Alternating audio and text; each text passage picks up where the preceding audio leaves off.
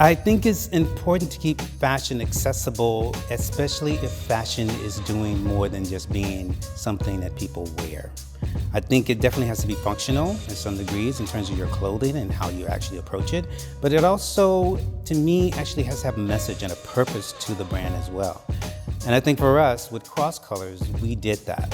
We wanted to make sure that we actually did that with the brand, and also when we actually produced everything that we did, for the most part, we wanted to have something behind it more than just the fabric itself.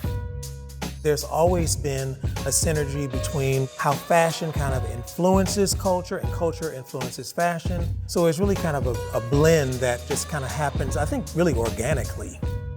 Fashion is really taking on the full expression of our culture, I feel. We're being able to really express ourselves with what's taking place in society right now and really being bold to be able to be creative and expressing it through the expression of fashion. I think it's very important.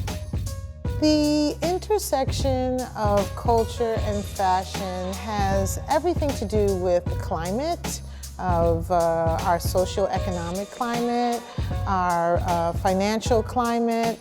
You know, people, as they go through their day-to-day, they want to embrace things that actually do describe who they are and, you know, their struggles, their triumphs. I think people like to feel that they're inspired, and that's everybody. That's inclusive of all races, all ages, all genders. I think that's what brings us together.